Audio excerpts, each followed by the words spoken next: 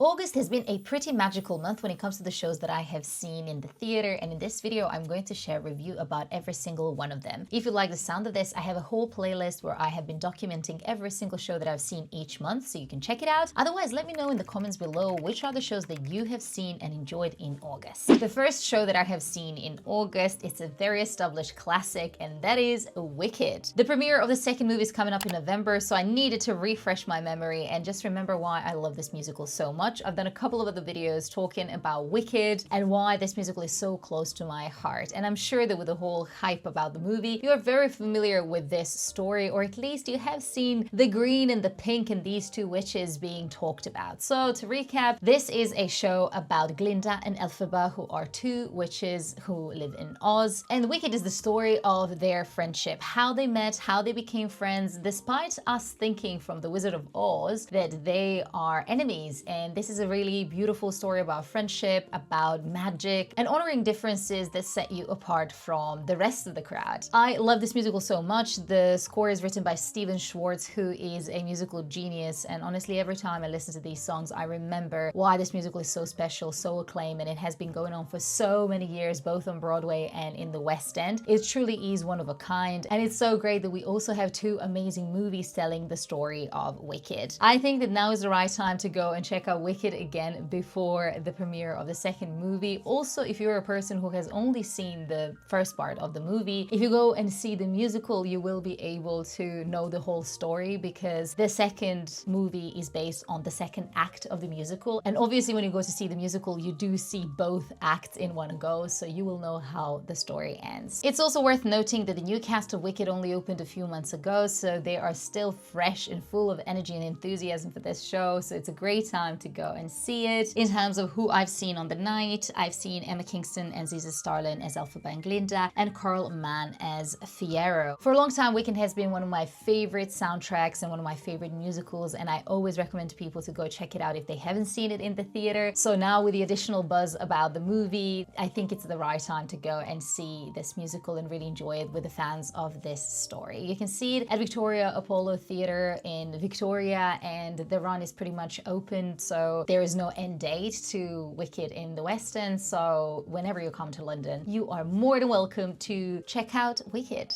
The second show that I have seen in August is Brigadoon, and this show stole my heart. I didn't have high expectations going into this show because it's a golden age musical with a bit of a cheesy story to a degree, and I just thought that I'm gonna check it out because I love Regent's Park Open Air Theatre. I love productions that I've previously seen there, so that was kind of the main reason why I went to see it. But this musical is absolutely mesmerizing. I've done a whole review on my channel, so if you want a deeper dive, please go and check out that video. What you need to know about Brigadoon is that this musical was written in 1947, and it follows this fictional village called Brigadoon set in Scottish Highlands. And it just happens that a couple of World War II pilots have landed in Scottish Highlands and crashed their plane, so they're looking for a way out and looking to get to the base. And as they are going through Scottish Highlands, they bump into this amazing community who are full of life and care for each other, and is absolutely beautiful. And all of this kind of takes them on the journey of really falling in love with people of their community, and they are faced with a really hard decision of, do they stay with the villagers of Brigadoon and then just appear in their actual world every hundreds of years, or they leave them and never see Brigadoon again. So while the story sounds very simple, there are quite a few things that this show has going for it. Firstly, set is absolutely amazing. Given that this is set in Scottish Highlands, Regent's Park Open Air Theatre is the perfect theatre to host this show. The set was done in such a clever way that it allowed a few different layers where the actors were moving, and this really created that feel of hiking in Scottish Highlands and climbing up the mountains, and there were some beautiful flowers and also like a puddle of water, and then the actors also used a lot of different entrances and exits, even going through the audience, and all of this really allowed for a very dynamic way to engage with the set and with the story. And when it comes to dynamic, the choreography is also beautiful and super engaging. There are some amazing solo and group numbers, and the cherry on top of this cake is the music, which is really beautiful. There is a lot of influence of Scottish traditional and folk music, but there are also some signature golden style numbers which are simply mesmerizing. And take into account that you're sitting in beautiful Regent's Park on a summer evening, there is no better show to check out this summer. Brigadoon is on at Regent's Park Open Air Theatre until 20th of September, so make sure to to check it out before it closes. When I said to you that my August was filled with theater magic, I wasn't exaggerating, because the third show that I went to see was The Lion, the Witch and the Wardrobe at Sadler's Wells Theatre. And while this isn't a new production per se, it was new to me because I haven't seen it before, and I was just wondering, why haven't I seen it before? This is such a beautiful adaptation of the very much established and beloved classic of the same name, which is part of the Chronicles of Narnia. And while it is aimed at children, it has so much depth and nuance that I can honestly recommend this to every adult who enjoyed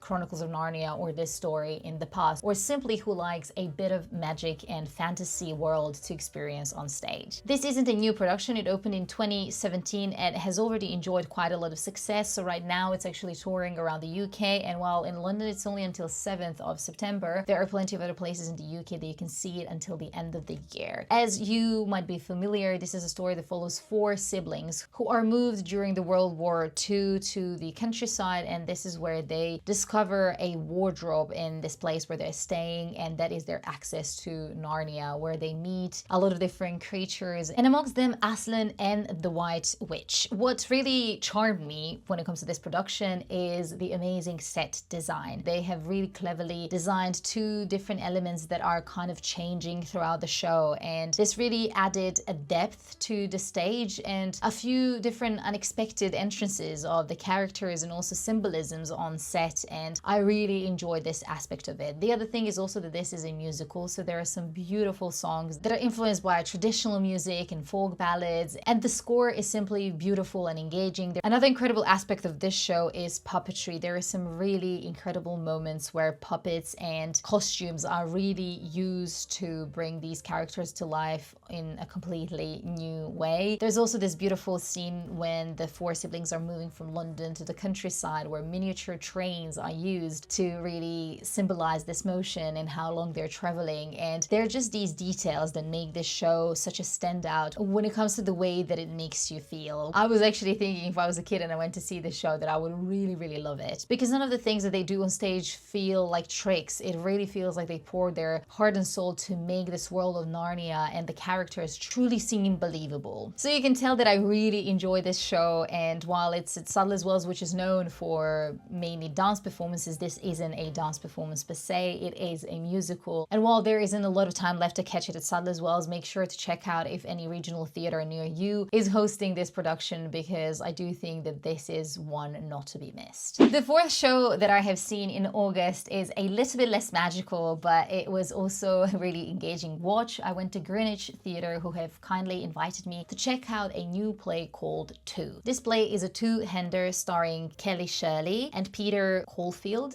who are playing this couple who are running a pub. And it's really interesting to see how Greenwich Theatre adapted their actual bar in the theatre into the set for this show. This production can only fit about 40 to 50 people, which makes it very intimate, and it is really interesting how the actors are really trying to engage with everyone who is sitting in the pub. And this is something that really gives it that friendly and community feel. When it comes to the actual show, it is really interesting premise, because while this couple is running this pub, as you can imagine, there are a lot of different characters who are coming in and out of the pub, and they're all represented in different ways, and these 2 actors are playing multiple roles to deliver these characters, and some of them are really humorous, some of them are a bit more sad, and the others are triggering. By the end of the show, we realize why this couple, while seemingly very happy and chirpy when it comes to running their pub, they have a burden and heaviness between them that they haven't talked about in a long time, and it kind of all escalates one night at the bar. And this is a very engaging show, very captivating in the way that it's delivered by these 2 actors, because I think that they have amazing chemistry. This is a show that feels like a night out. This is a show that feels like you're part of the community and you're getting to hang out with actors who are in the show. You are getting to chat to the people who come to see the show as well. And it just feels very relaxed and showcasing characters that all of us have witnessed at some point in our lives. So you can see the show at Greenwich Theatre until the 12th of September. So this sounds like something that you would want to check out, then make sure to get the tickets. And the fifth show that I have seen in August wasn't necessarily magical, but it was definitely fictional, and that is Born with Teeth. This is a show that I didn't know anything about because this is its European premiere. It opened in Houston in 2022, but it took a while for it to get to the UK, and there's a really good reason for it, because this is a story about an alleged partnership between